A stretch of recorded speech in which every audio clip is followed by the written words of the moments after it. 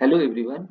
Today we are going to deal with a poem called Epistle to Dr. Arbuthnot.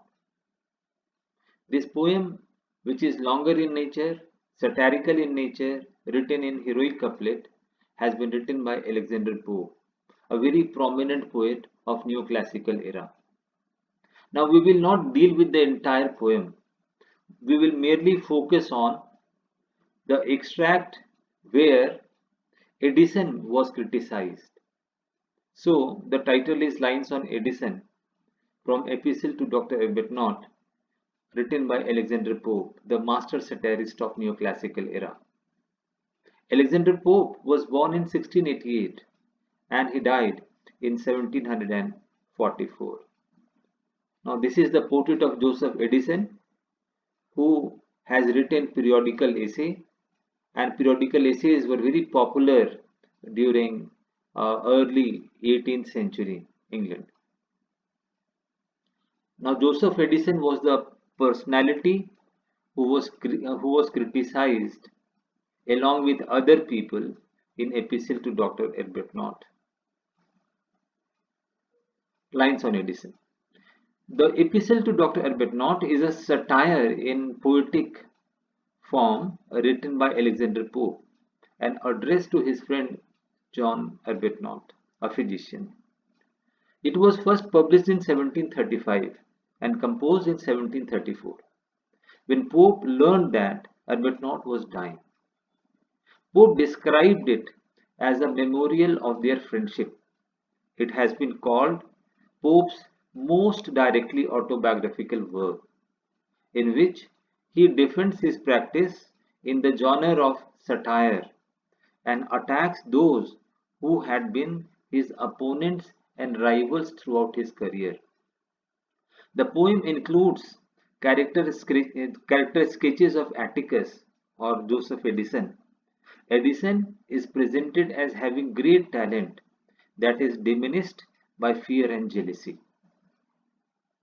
Now, this is the portrait of John Arbuthnot, a physician, and he was a physician of Queen Anne and a very close bosom friend of Alexander Pope. This epistle, or in fact letter, was written to him. So, this letter or epistle was addressed to John Arbuthnot. And in this epistle, many contemporary literary giants were criticized, including Joseph Edison. Lines on Edison by Alexander Pope. Peace to all such, but were there one whose fires true genius kindles and fair fame inspire? Peace to all such. All such means people who were rival of the poet. Means there were nine people, nine literary people who perhaps were rival, were critics of Alexander Pope. So now in this epistle, actually Alexander Pope has satirized all of them one by one. But the piece, the extract which we are going to deal with, in this piece, Joseph Edison was satirized, he was criticized. So at the very outset, the author says that, but were there one whose fires true genius kindles and fair fame inspires? Author says that as far as Joseph Edison is concerned, he is a true genius.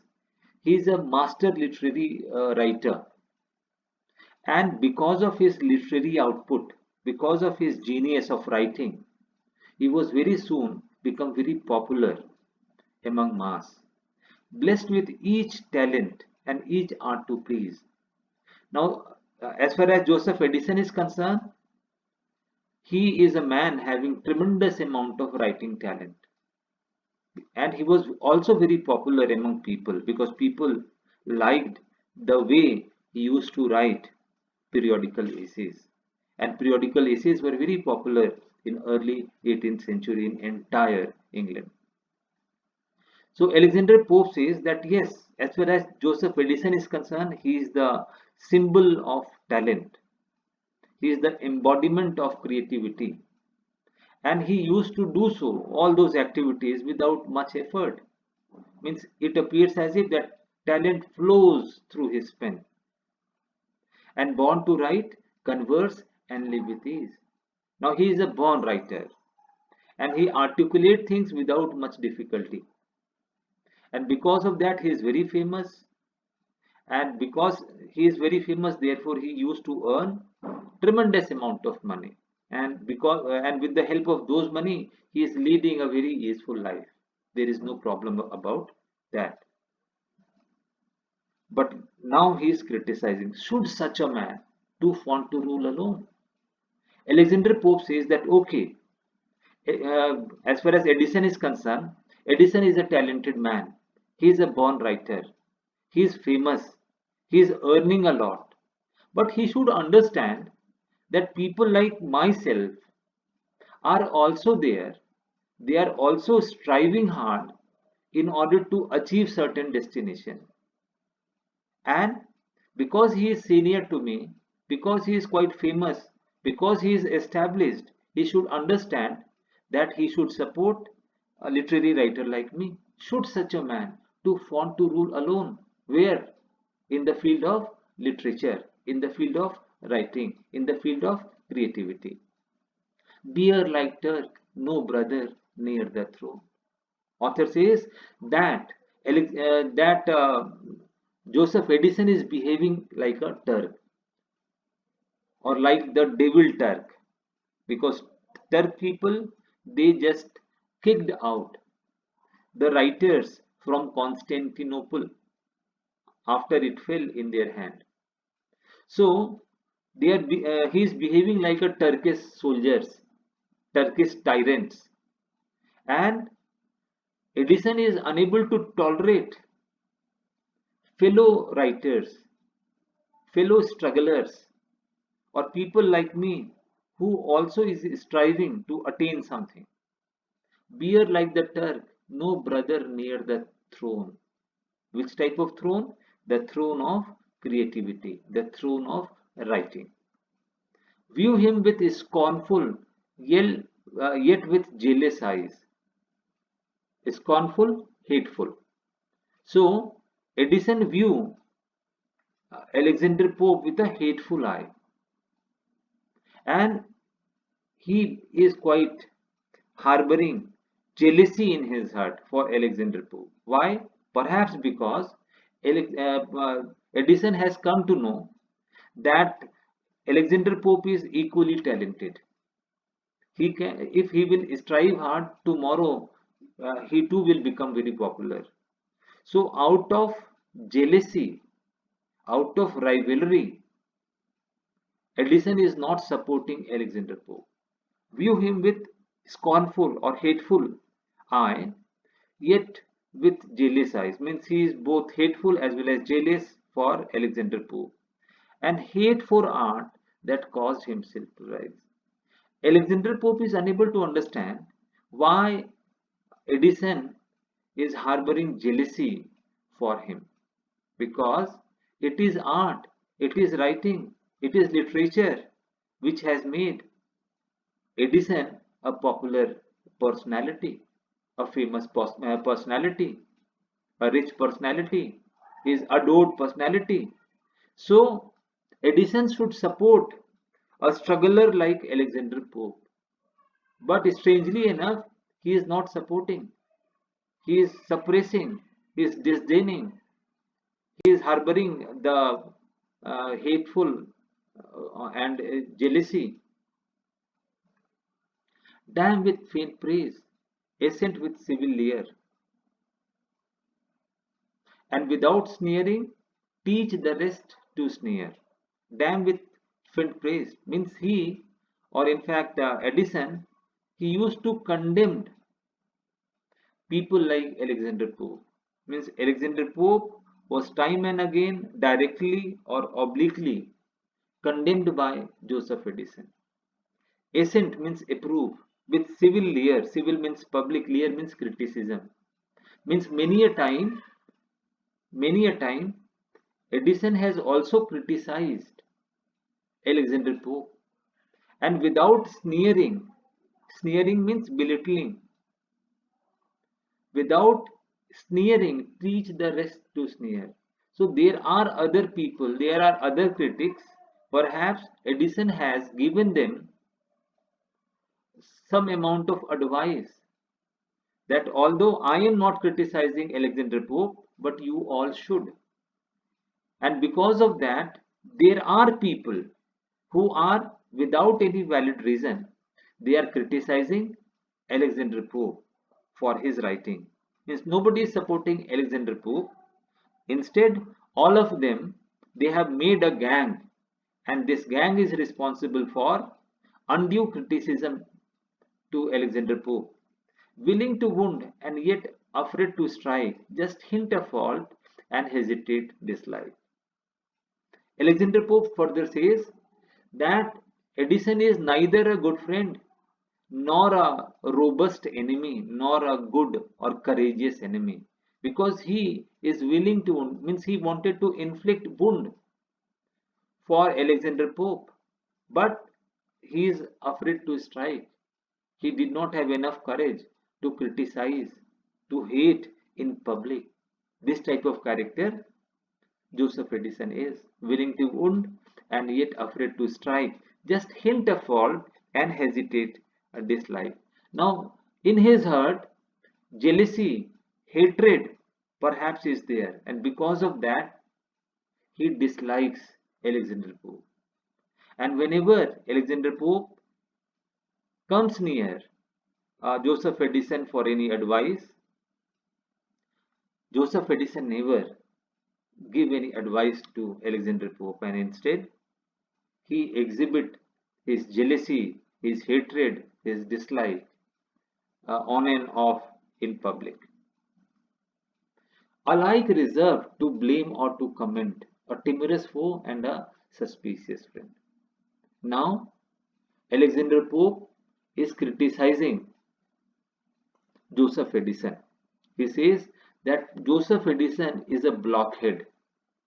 He is a person who is unable to understand whether people who have encircled him, whether they are criticizing or blaming him, or means whether they are criticizing or blaming him, or they are applauding him. So as far as Joseph Edison is concerned, Alexander Pope says that he is a timorous foe, he is a weak foe. Foe means enemy. He is a weak foe, he is a timorous foe, and a suspicious friend. Means he is not a friend, he is neither a friend nor an enemy. Means as an enemy he is weak, and as a friend he cannot be relied upon. Dreadening even fools by flatterer besieged, means he is encircled by flatterers and fools. So people who have encircled him, people who have besieged him, they are the gang of flatterers and fools. And so obliging that he never obliged. Now, as far as Edison is concerned, Edison merely console people that he is obliging or he will oblige, but in reality he never obliged anyone, and so obliging that he never obliged. Like Cato gave his little Senate law. Now Cato is a drama, is a tragedy written by Addison. Basically, the character of Cato is in fact a republican who has committed suicide rather than submitting to the dictator Caesar. So like a Cato was a republican. So he says like a Cato, he gives his little Senate laws. Now what type of law? Because Edison definitely was not a parliamentarian. But as far as his Senate is concerned, his Senate comprises of people who have encircled him, people who are flatterers, people who are fools, people who behaves on the advice of Edison and sit attentive to his own applause. Now since he is besieged by flatterers and fools, so these flatterers and fools, they always keeps on applauding Edison. Now Edison never realized whether people who are applauding him, either they are genuine or they are flatterers and fools only. While wits and templars every sentence raise, and wonder with a foolish face of praise. Now author says that just like Cato, Addison is at the center, and people who are around him, many a time, they are applauding Addison, and there are times when they are criticizing certain policies of um, Addison. But as far as Addison is concerned, he is unable to understand whether people around him are criticizing him, are preaching him, or they are criticizing him, and wonder with a foolish face of praise. So, as a foolish person, as a dumb head person, as a blockhead person, he is unable to understand the wits and templars which are being raised by people who have besieged Addison. Who but must laugh if such a man there be? Who would not weep if Atticus were he? So Atticus is in fact a symbolical character of Joseph Addison. Finally, Alexander Pope says that I am unable to understand whether I should laugh at a person like Joseph Addison, who is surrounded by flatterers and fools, or whether I should weep at the thing Joseph Edison is doing. Because although he is a talented man, although he is a famous man, his literary output, his literary works are praised and are applauded by the mass. But unfortunately, I don't know why he is harboring hatred and jealousy against me. So I am unable to decide whether I should laugh at his foolishness or I should weep uh, uh, at his behavior, because he is a very famous man, but as far as his heart is concerned, he lacks magnanimity. He is not large heartedness. He is a very shallow and foolish person. So this is all about this beautiful video. Thank you very much.